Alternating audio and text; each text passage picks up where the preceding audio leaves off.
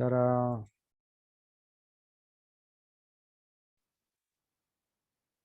सकाळच्या सत्रावर आपण थोडीशी चर्चा करूया. थोडासा अवघड विषय होता, मला माहिती आहे.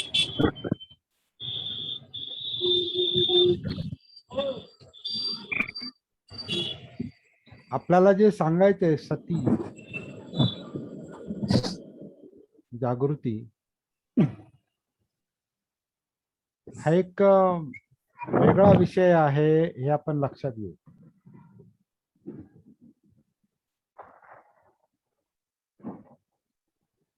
मला सुद्धा ह्या वेगळ्या विषयाला धरून स्वतःची साधना किंवा मानसिकता तयार करण्यामध्ये खूप त्रास झाला. तुम्ही कल्पना करा, मला 2000 साली ही गोष्ट लक्षात आली, 2000 साली, आणि आज मला ती क्लिअरली मांडता येते, सांगता येते बऱ्याच अंशी. म्हणजे 20 वर्ष गेलीत माझी, 21 वर्ष. आणि तुमच्याशी बोलायला मी सुरुवात केली ती साधारण, म्हणजे आता दिल्ली आग्रा हे लोक इकडचे लोक धरले तर त्यांच्याशी बोलायला मी सुरुवात केली त्याला 3 वर्ष होऊन गेले. म्हणजे 17 वर्ष मी या विषयाच्या माग होतो. आणि सती सती हा विषय तर अलीकडचाच आहे. मी याला आधी सम्यक साधना म्हणायचो, त्याला आता सती साधना, मी आता सती साधना म्हणतोय. तर बघा, म्हणजे क्लिअरिटी येण्यासाठी खूप मोठा काळ जातो, स्पष्टता येण्यासाठी. मग ही स्पष्टता यायला मांडायला उशीर का लागतो? याचं कारण असं असतं की आपण मागे ज्या ज्या काही गोष्टी करत आलेलो असतो, त्या गोष्टींचा आपला माइंडसेट बनलेला असतो, त्या गोष्टीची आपली एक मनाची घडी बसलेली असते. आता आपण देखील वेगवेगळ्या याच्यातून आलेला आहात. म्हणजे आता मी ह्या प्रवाहामध्ये 1983 साली आलो, त्रैलोक्य बौद्ध महासंघाच्या निमित्तानं. राजेश खरात तुम्हाला माहिती आहे सांग, म्हणजे हे त्रैलोक्य बौद्ध महासंघाशी तुम्ही पण कनेक्टेड आहात, आत्ता आहात का सध्या? आत्ता पण आहात. अशोक मस्केंना पण माहिती आहे, विशाल कसबेंना माहिती आहे का नाही माहिती नाही, पण त्यांच्या मामांना माहिती आहे, सुनंदाला माहिती आहे, दिवटे सरांना फक्त माहिती नाही. तर त्रैलोक्य बौद्ध महासंघाच्या माध्यमातून जेव्हा मी ह्या प्रवाहामध्ये आलो, म्हणजे बुद्ध धम्माच्या प्रवाहात आधी पण होतो, पण परिणामकारक नव्हतं. तर या त्रैलोक्याच्या ह्याच्यात आल्यानंतर मग धम्म सहायक, मग धम्ममित्र, मग धम्मचारी, असं काय काय ते करत करत मी ते त्याचं धम्मचारी बनलो 1990 साली. आणि मग धम्मचारी झाल्यावर मग आणखीन वेगवेगळ्या साधना, त्याच्यामध्ये बोधिसत्वांच्या साधना, महायान, तंत्रयान, त्यांच्यामध्ये सगळंच चालतं. सगळ्या साधना चालतात, Hinayana, Mahayana, Vajrayana, Tantrayana, Jain, Tibetan Buddhism, Japanese Buddhism, आणखीन काय काय बरंच बरंच काय काय ते असतं.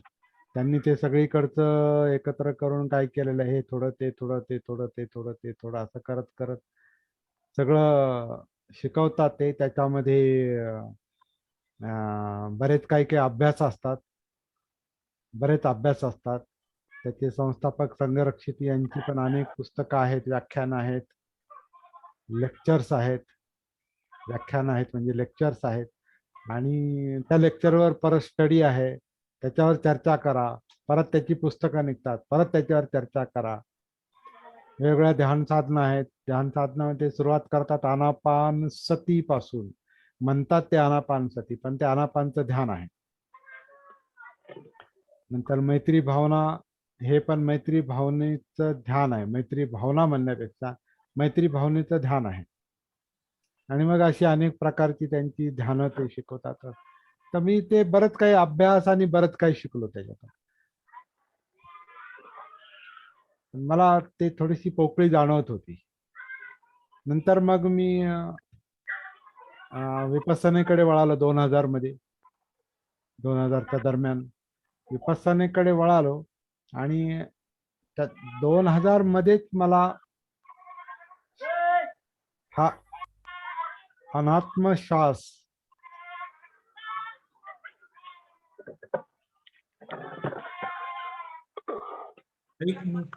कोणाचा आवाज येतोय का? खरंच राजेश खराबच्या आवाज खरंच थोडा वेळ तुमचा आहे आवाज म्यूट ठेवा आणि फक्त ऐका आणि जेव्हा तुम्हाला बोलायचं त्याला ओपन करा. तर 2000 साली मी विपස්සनेचं शिबिर केलं आणि 2-3 वर्ष मी ती प्रॅक्टिस केली.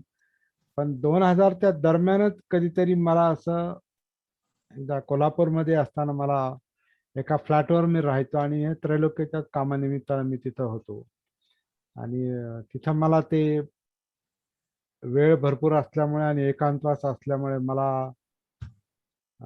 माझं हे संशोधन मला ज्याच्यात आवडतं ते संशोधन करायला मला भरपूर वेळ मिळाला आणि एक दिवस मला अचानक असं जाणवलं की आपण श्वास घेत नाही, आपण श्वास सोडत नाही. श्वास हा नैसर्गिकपणे येतो आणि जातो. 2000 साली ही गोष्ट मला क्लिक झाली, सापडली 21 वर्षापूर्वी. त्याच्यानंतर मग विपස්සनेचं पण ते चाललेलं होतं आणि त्रैलोक्य बौद्ध महासंघातलंही चाललेलं होतं. त्रैलोक्य बौद्ध महासंघ, विपස්සना, माझे स्वतःचे काही इंटरेस्ट, वेगळ्या प्रकारची ध्यान साधना मी शोधत होतो. म्हणजे तिबेट काय म्हणतात थाई ध्यान साधना आणि थाई ध्यान साधनेचे वेगवेगळे प्रकार. मग नेटवरून तर आणखीन काय काय काय काय मला मिळालं. सतत बाकीचं वाचन चाललेलं होतं. खूप काही काही करत करत करत मला असं वाटत होतं की जे पाहिजे ते सापडत नाही आपल्याला. आपण इतरांनी सांगितलेल्या गोष्टी आपण करतो, त्या चांगल्या असतीलही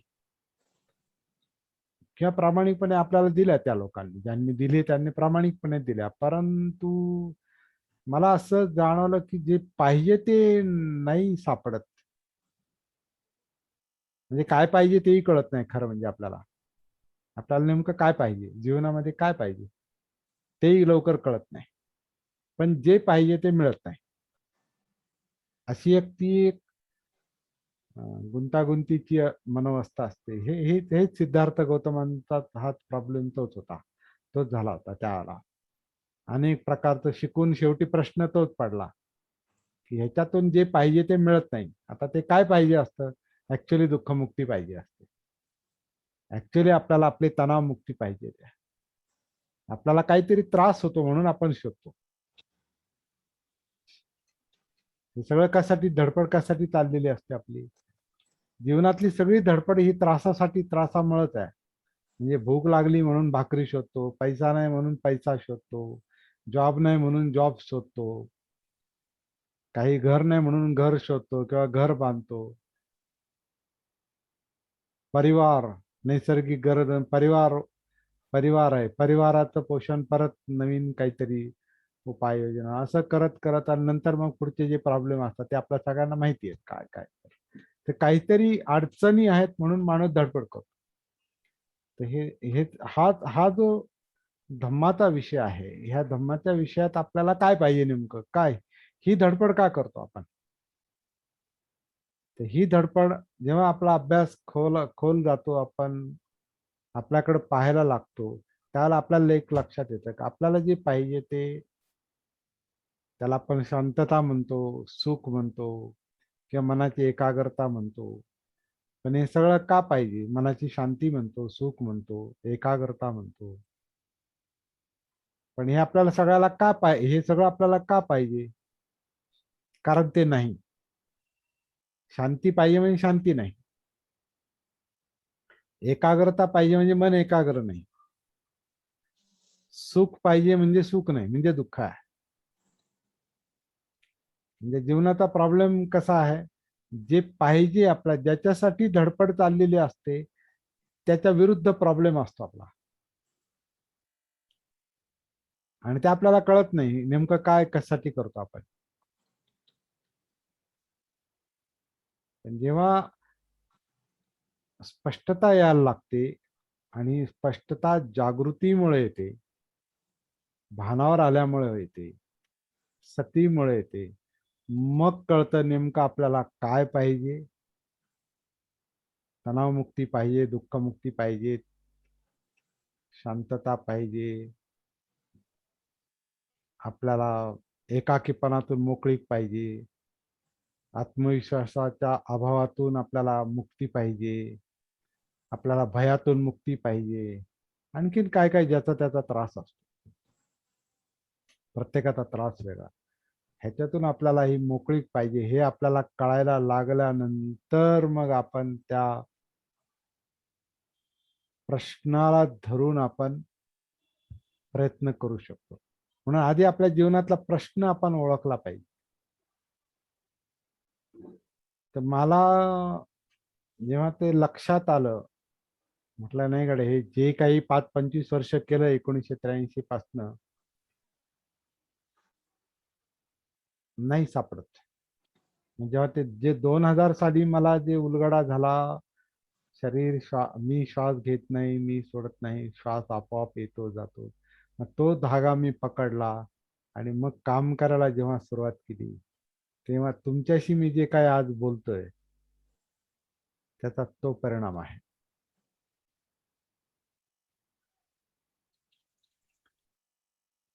पण हे मला स्वतःला समजायला उशीर लागलाय, इतके वर्ष गेली, आणि आता तुम्हाला समजावून सांगताना माझी अजून ती धडपड चाललेली आहे की तुम्हाला कसं सांगायचंय.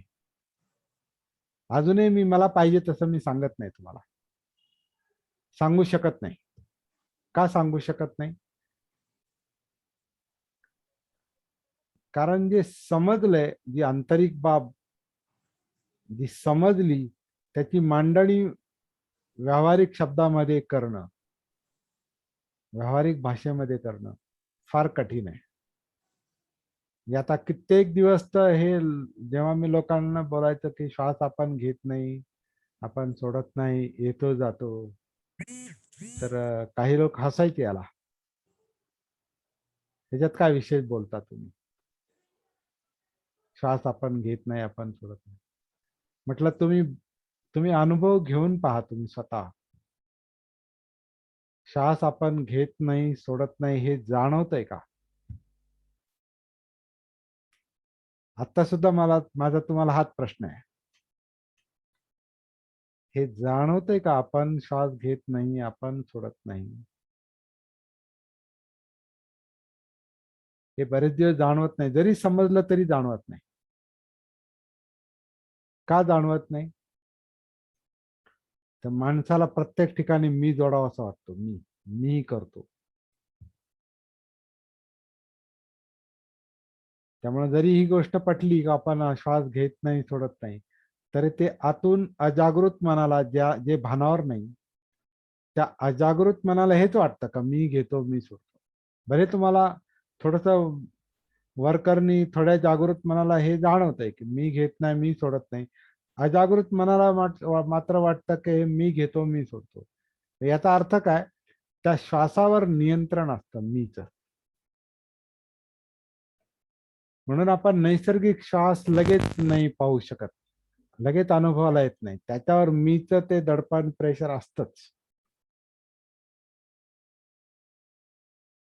आणि ते मीच दडपण, प्रेशर म्हणजे आपली इच्छाशक्ती. आणि इच्छाशक्तीला धरून जे चाललेलं असतं ते ध्यान असतं, असं माझं मत आहे. ध्यानामध्ये काय करतो आपण, किंवा तुमचा अनुभव ध्यानामध्ये काय करतो आपण? कुठला तरी विषय घेतो, कोणीतरी सांगितला तो विषय घेतो, किंवा आपल्याला पाहिजे तो विषय घेतो, किंवा अजागृत मनामध्ये अनेक इच्छा असतात, त्याचे विषय ते चालूच असतात. म्हणजे मन म्हणजे इच्छाच आहे ना. चित्त म्हणजे काय? इच्छाच आहे सगळ्या. पाहिजे नको, पाहिजे नको, ह्या इच्छाच आहेत. मग इच्छांच्या मागे मन धावत असतं, म्हणजे ध्यान करत असतं. त्याच्यातून त्याला त्याच्या इच्छा पूर्ण करायच्या असतात, म्हणून ते त्याच्या मागे धावत असतं. पण त्या अनेक इच्छांमागे मन धावत असल्यामुळं ते विस्कळीत असतं, ते चंचल असतं, धावपळ करत असतं. आणि त्याचा आपल्याला त्रास होतो, कारण ते अनेक ठिकाणी मन विखुरलेलं आहे, त्याचाही त्रास होतो. आणि मग आपल्याला सांगितलं जातं का हे सगळं जे धावपळ करणारं जे मन आहे ना, ह्याच्यापासून जर वाचायचं असेल ना, तर त्याला एका ध्यानामध्ये गुंतवा, एका विषयात गुंतवा, आणि मग त्या विषयांवर आपण ध्यान करत राहतो. परंतु तुमचा अनुभव असेल की त्या एका विषयामध्ये, समजा अनापानसतीचा विषय असेल किंवा मैत्री भावनेचा विषय असेल किंवा अनेक प्रकारची ध्यान आहेत, मी अनेक ध्यान शिकलो, कोणत्याही कोणत्याही विषयामध्ये तुम्ही मन लावा, जोपर्यंत तो विषय आहे तोपर्यंत ते मन तिथं असतं. आणि तो विषय संपला, तिथून मन बाजूला झालं की ते परत तिकडं मनाच्या भटकण्यामध्ये येतं, परत परत भटकतं ते, परत अनेक विषयांमध्ये येतं. आणि कधी कधी तर असं होतं की ते जे अनेक विषयांमध्ये असतं म्हणूनच ते ह्या एका विषयामध्ये पण राहत नाही. पण आपण इच्छाशक्तीच्या बळावर ते प्रयत्न मात्र करत राहतो, करत राहतो. त्याच्यात आपण यशस्वी होत नाही. का यशस्वी होत नाही? कारण हे भटकणाऱ्या मनाचा जो काही प्रॉब्लेम आहे, भटकणाऱ्या मनाचे जे काही विषय आहेत, मनाची जी भ्रमंती आहे, भटकंती आहे, त्याच्यावर कामच होत नाही, त्याच्याकडं पाहतच नाही, त्याचं भान नाही, त्याची सती नाही, त्याची जागृती नाही. आणि म्हणून मनाला कितीही एका विषयामध्ये बांधून ठेवण्याचा प्रयत्न केला तरी या भटकणाऱ्या मनाचे विषय जोपर्यंत, हे भटकणारं मन जोपर्यंत लक्षात येत नाही आणि त्याच्याकडे जोपर्यंत आपण जागृतीनं पाहत नाही, त्याची सती जोपर्यंत येत नाही, तोपर्यंत भटकणाऱ्या मनाचं, चंचल मनाचं, अस्थिर मनाचं आपल्याला काय करायचं, त्याला कसं ताळ्यावर आणायचं, कसं त्याला शांत करायचं, हेच कळत नाही. ते काम सती हळूहळू हळूहळू करते आणि मग हे भटकणारं मन शांत होतं. शांत झालेलं मन आपोआप सुखी पण असतं, एकाग्र पण असतं, भटकंती पण थांबलेली असते. सगळे प्रश्न भटकणाऱ्या मनावर काम केल्यामुळे सुटतात. त्याला मनाला एका ठिकाणी बांधल्यामुळे नाही सुटत. तर आता ही गोष्ट कशी करायची हे मी वेगळ्या पद्धतीने सांगण्याचा प्रयत्न करतोय तुम्हाला. बोला सर. ती विकसित कशी करायची? काय? जागृती हा, विकसित कशी करायची? मग आपण वर्षभर काय शिकतोय सर? तोच प्रश्न आहे ना, जागृती विकसित. हा हा, म्हणजेच आता मला ते सांगायचंय का मी आता मला वाटतं 2 वर्ष झाले बोलतोय मी हाच विषय, आणि तुम्ही मला वाटतं वर्षभर झाला असेल संपर्कात आला असेल. वर्षभर झालं. हा, येस. एखाद्या वर्ष 7-8 महिने झाले असतील बहुतेक. राजेश खरात सर सुद्धा अलीकडेच आले. मस्के सर बऱ्याच दिवसापासून आहे त्याच्यात. मस्के मला वाटतं बरेच 1.5-2 वर्ष संपर्कात आहेत, पण त्यांना पण मी स्पष्ट नाही सांगू शकलो, माझ्या प्रत्यक्ष संपर्कात असून सुद्धा नगरमध्ये. म्हणजे अजूनही तुमचा जो प्रश्न आहे की ही जागृती विकसित कशी करायची, म्हणजे परत आपण मूळ पदावर आलो.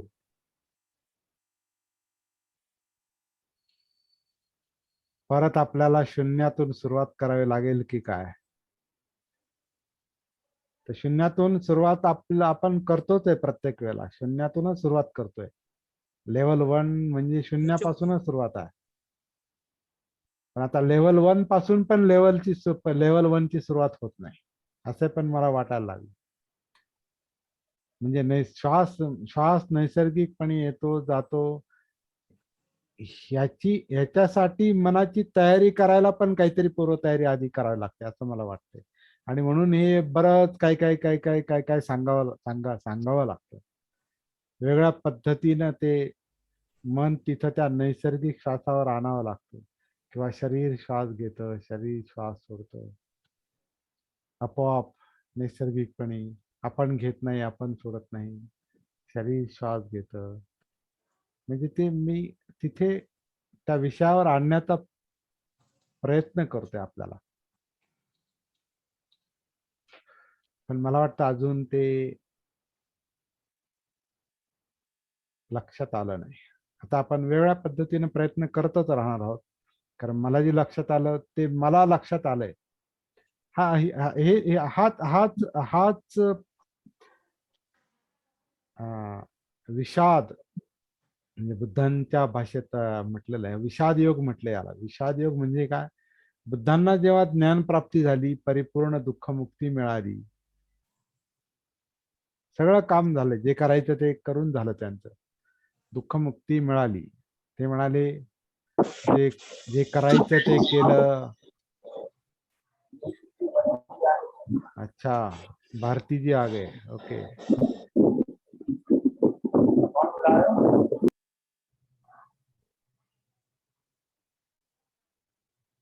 अभी यहाँ से हिंदी में बात करना शुरू करना पड़ेगा.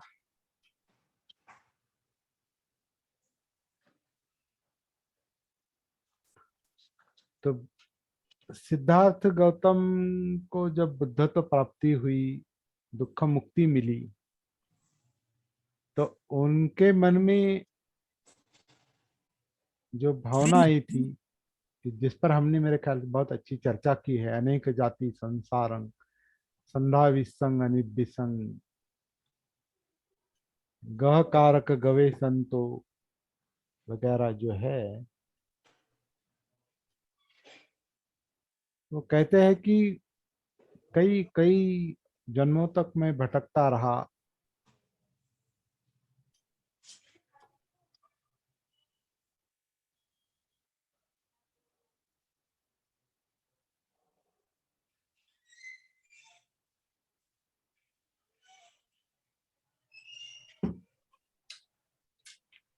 जरावग्गो की गाथा है वो. जरावग्गो, जरा जरा यानी बुढ़ापा. जरावग्गो की गाथा है. अनेक जाति संसारंग संधा विसंग अनिबिसंग गह कारक गवे संतो दुखा जाति पुनः पुनः गह कारक दिठोसी पुनः गेहंग न काहसी सब्बा ते फासुका भग्गा गह कुटंग विसंखतंग विसंखार गतंग चित्तंग तन्नानंग खय मज्जगा. गृह कारक यानी ये घर बनाने वाले, वो क्या कहते हैं?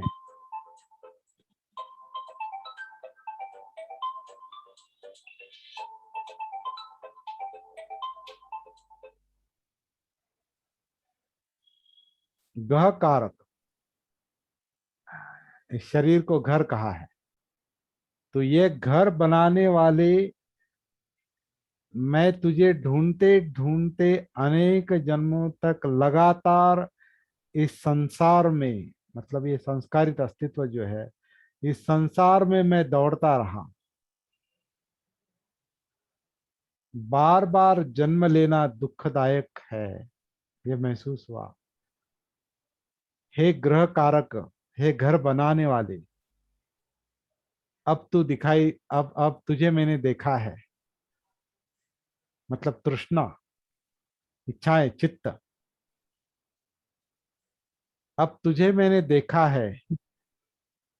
अब तू घर बना नहीं सकेगा. वो मार भी है, वो तृष्णा यानी मार भी है, और मार से ही कहते हैं अब तू फिर घर नहीं बना सकेगा. तेरी सब कड़ियां टूट गई है, घर का शिखर बिखर गया है, चित्त संस्कार से रहित हो गया, मुक्त हो गया है, तृष्णाओं का क्षय हो गया है. ये महसूस होने के बाद, दुख मुक्ति के बाद ये जब महसूस हुआ, तो कहते हैं कि अभी अभी बोझ उतर गया है. अभी बोझ उतर गया है. जो करना था मैंने कर लिया है. अब करने के लिए कुछ नहीं बचा है. दुख मुक्ति मिल गई, निब्बान मिल गया. अभी पुनर्भव नहीं, पुनः जन्म नहीं। जन्म का कारण जो है तृष्णा, वो खत्म हो गया।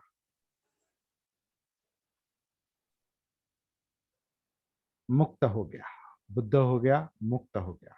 अब कुछ करने का बाकी नहीं। ये 35वीं उम्र के 35वें साल में ये अनुभव आया उनको।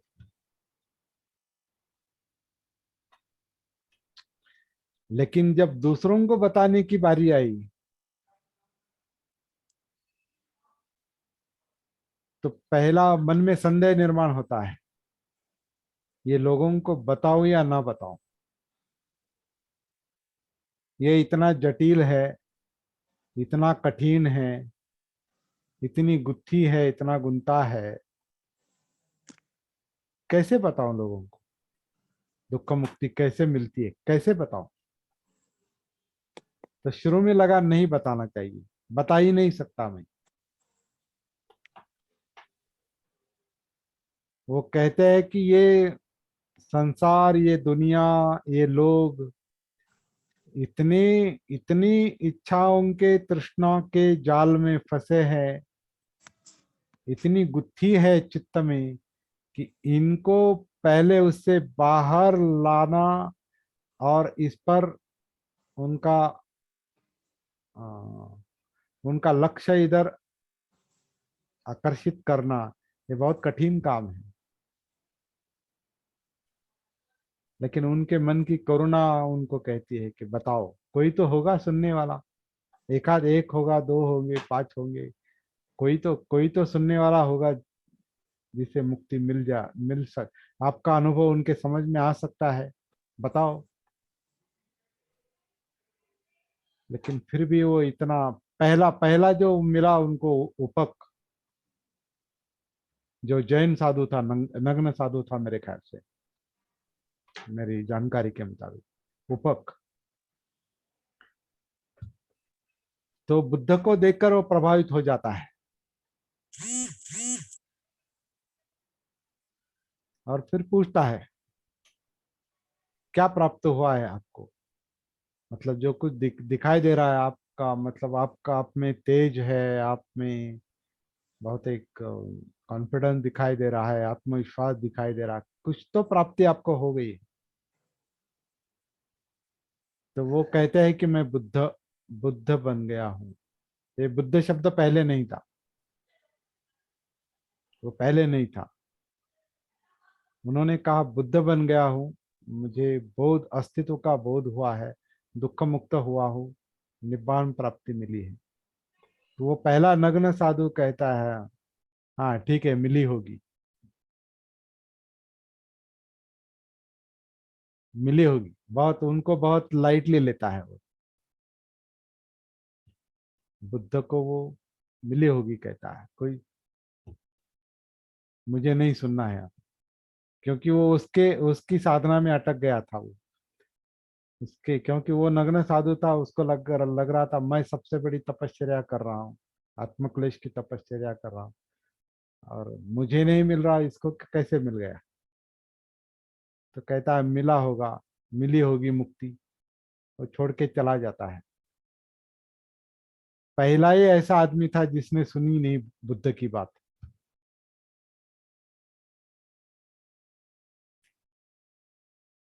फिर दूसरे पंचवर्गीय भिक्षुओं को जब बताने के लिए गए तो वो भी नकारात्मक थे, क्योंकि उनके साथ उन्होंने पहले तपश्चर्या की थी पंचवर्गीय भिक्षुओं के साथ। वो भी नकारात्मक थे।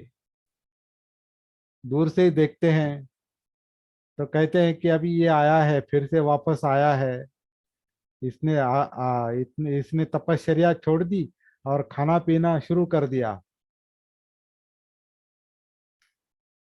तपश्चर्या छोड़ दी इसने, ध्यान साधना भी छोड़ दी और आत्मक्लेश की तपश्चर्या भी छोड़ दी। अभी इसने साधारण जीवन जीना, सामान्य जीवन जीना शुरू कर दिया है।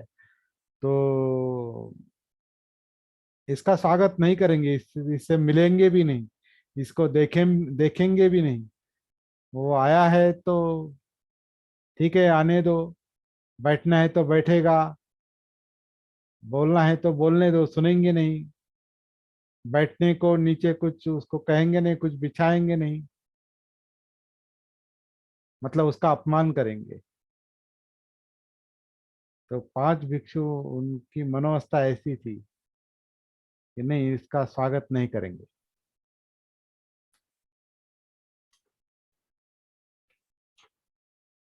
लेकिन उनके बोलने का जो ढंग था बुद्ध का, 5 लोगों को एक एक करके झुकना पड़ा।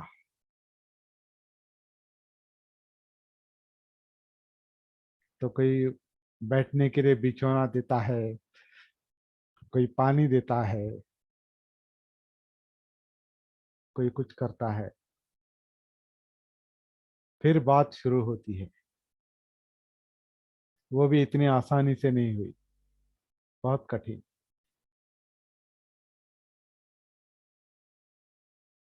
लेकिन चलो, एक एक करके उन्होंने सुन लिया, एक एक करके सुन लिया। 5 लोगों को एक साथ नहीं बताया, एक एक को बताया। जो कुछ बताया, जैसे भी बताया, बातें समझ में आई, एक एक को प्राप्ति हुई। 5 लोग, पहले कौंडिन्य, फिर बाकी अश्वजीत वगैरह वगैरह, 5 लोग थे महानाम।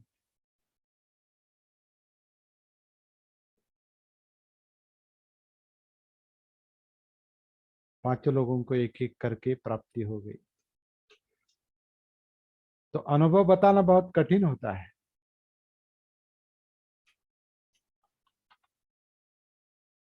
तो दिवटे जी के प्रश्न से मुझे ये इतना सब कुछ बताना पड़ा कि जागृति का अभ्यास कैसे करेंगे, सती का अभ्यास कैसे करेंगे, तो बहुत डिफिकल्ट है बताना। फिर भी हम अभी चर्चा करते रहेंगे, मैं बताता बताता रहूंगा, चर्चा करते रहेंगे। कभी ना कभी समय आएगा, समझ जाएंगे।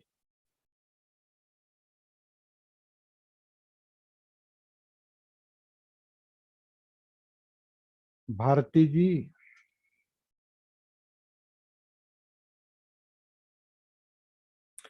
भारती जी, आपका माइक ये कीजिए, ओपन कीजिए, आपका माइक ओपन कीजिए। अच्छा बोलिए सर। हाँ सर, चर्चा इस पर चल रही है। दिवटे जी का सवाल था कि सती जागृति की शुरुआत कहाँ से करेंगे, कैसे करेंगे, विकसित कैसे करेंगे जागृति? विकसित कैसे करेंगे। शुरुआत स्वयं से करनी है सर। अब फिर मैं सांस नहीं ले रहा, मैं नहीं छोड़ रहा, काया पे छोड़ दीजिए, काया पे स्वयं काया लेगी, नैसर्गिक सांस आएगी। तो यही बात मैंने अभी चर्चा की कि 1 साल से हम ये काम कर रहे हैं। जी लेकिन ठीक है, समझ में आया है। मैं वे ऐसी बात नहीं है ड्यूटी सर को समझ में नहीं आया, उनके समझ में आया है वो। लेकिन जो पुराना पुराना जो माइंडसेट होता है सर, जो मैं भी उससे गुजरा हूँ, मुझे पता है। पुराना पुराना जो माइंडसेट होता है, वो बहुत बड़ा माइंडसेट जो है वो अजागरूक है, सती में नहीं है। उसको सही। समझ में नहीं आता एक्चुअली क्या करना है। कभी आगे पीछे सर मैं भी गया, आपने वो जो रास्ते पर ले आते हैं ना, हाँ कभी के अनात्म के बारे में भी क्या शुरुआत से फिर चलो उठो, हाँ हाँ। कई कई बार संभाला आपने सर मुझे, तो उस हम मेरे रास्ते को। ख्याल से 5 साल से हम ये काम कर रहे, 4 साल से। अच्छा 4 साल हो गए। आगरा आगरा मेरा जाना आना जो है, अभी 4 साल होंगे। और मुझे बहुत संभाला है कमल भी को धन्यवाद दूंगा मैं तो, कि बार बार जब जब मैं होता हूँ अजागरूक अवस्था तो हमारे शरीर की है ही काफी, 90% है। हाँ तो हाँ। हम अप डाउन रहेंगे ही, फिर भी मैं प्रैक्टिस मैं जारी नहीं रहने। सर, मैं दूसरी बात भी कह रहा था कि ये मेरा खुद का अपयश भी है कुछ हद तक, मेरा फेल्योर भी है। क्यों? क्योंकि मुझे भी अभी तक, इसका मतलब यह है कि मुझे अभी तक वो बताने का तरीका अभी तक नहीं महसूस हो रहा है, नहीं मिला है। भले हम अभी लेवल 1 2 3 तक आए हैं, अभी तक वो सीधा तरीका जो है, वो सीधा तरीका अभी तक नहीं मिला है क्या, ऐसा मुझे अंदर से लगता है। नहीं तो ये नैसर्गिक है सर, ये तो खुद को भी हुआ था, कैसे बताएंगे? हाँ, बताने वही वाली वही बात वही है मैं नहीं, बता रहा था सर, वही मैं बताने उनको वाली बात है नहीं सर, करने की बात है। जी जी, वही बात मैं इनसे इनसे का आपसे पहले मराठी में चर्चा कर रहा था इन सबके साथ, कि बुद्ध की भी ये अवस्था हुई थी, जब प्राप्ति हुई तो कैसे बताऊं, ये ये प्रश्न उनके मन में खड़ा हुआ था। तो हम तो साधारण आदमी हैं। तो चलिए, निराश होने की बात नहीं है, गिर कर संभालना ही हमारा मतलब काम है। अपयश में भी, अपयश तो आता ही रहता है, सही बात कभी है। न कभी न कभी यश आएगा। रास्ता मिल गया है, चलना कैसे है ये थोड़ा सा डिफिकल्ट है, चलना। क्योंकि रास्ता समझना तो दृष्टि की समझ की बात है, लेकिन रास्ता चलना जो है वो शक्ति लगाकर चलना पड़ता है। क्योंकि आपको पता है, ये केवल पैदल चलने जैसी बात भी नहीं है। कोई गाड़ी करके किसी दूर के प्रदेश में जाना, रिक्शा हो या बस हो या ट्रेन हो और दूर तक चले गए हैं, ऐसी भी ये बात नहीं है। ये कोई हवाई जहाज से जाने वाली भी बात नहीं है। जो और साधन न हम जो साधन न हम सर, इस टाइम, हाँ एक मिनट न सर, सर पैसे से खरीदी जा सकती। हाँ नहीं, ये कोई पैसे से भी नहीं मिलता है, या कोई रेडीमेड भी नहीं है ऐसा कोई साधन कि हम लेंगे। ये अंदर खुद की के बात है, अंदर की। ये अंदर की बात है। और अंदर जो है, वो जो सोया हुआ अजागृत मन है, जो सती में नहीं है, जागृत नहीं है, उसे हिलाना, उसे जागृत करना बहुत कठिन काम है, लेकिन करेंगे, करेंगे, करते रहेंगे, प्रयास करते रहेंगे, हटेंगे नहीं।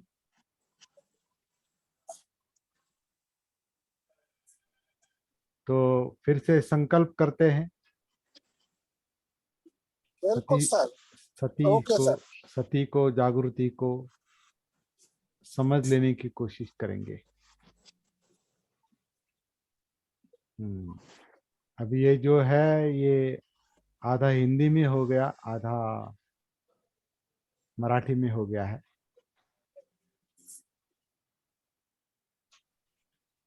तो थैंक यू दिवटे सर, बहुत अच्छा सवाल था आपका। ये इसीलिए मैं चर्चा ज्यादा करता हूँ, चर्चा पर ज्यादा जोर देता हूँ। एक एक तरफ से नहीं चलता मैं, एक तरफी नहीं चलता मैं। चर्चा चर्चा आप चर्चा करते हैं, आपने बताया इसलिए समझ में आया।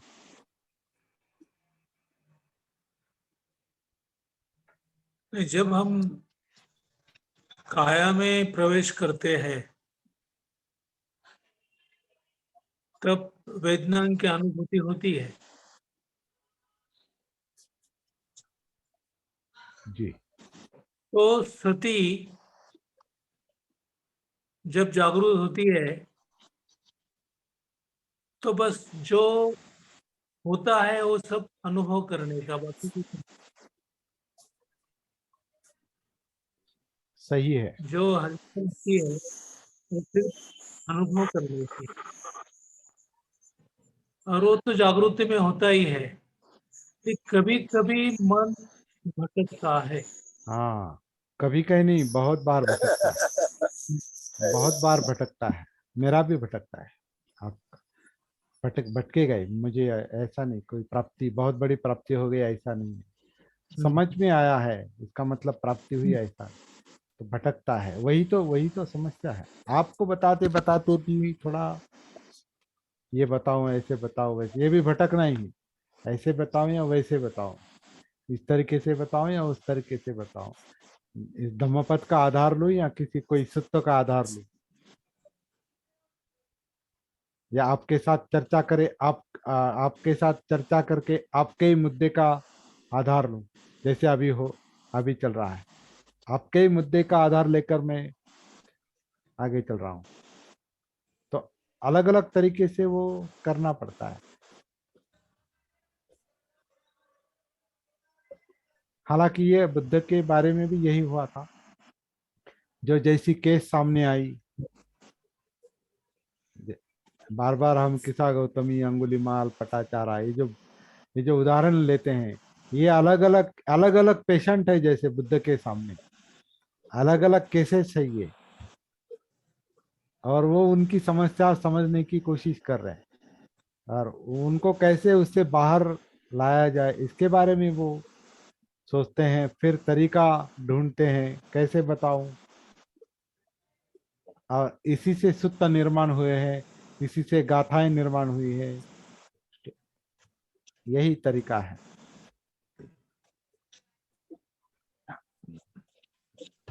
हम्म।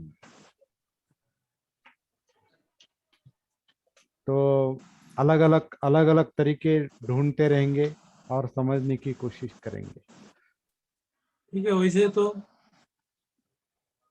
थोड़ा थोड़ा समझ गया है, उस समझ रास्ते पे सम, है, समझ लेकिन समझ समझ गए आप, क्लियरिटी समझ। ऐसा नहीं, आप बिल्कुल, हम लोग बिल्कुल नहीं समझे ऐसा उसका मतलब नहीं। हम हाँ। समझे, समझ गए, बहुत सारी बातें समझ गए, लेकिन समझना और समझे हुए रास्ते पर चलना। हम्म।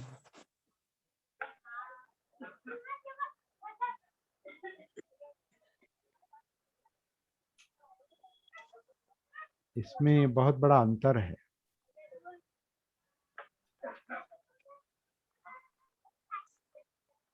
तो मेरे ख्याल से यहाँ रुकते हैं। कल का धम्मपद का क्लास नहीं होगा क्योंकि मुझे संगमनेर जाना पड़ रहा है, तो कल का क्लास नहीं होगा। ये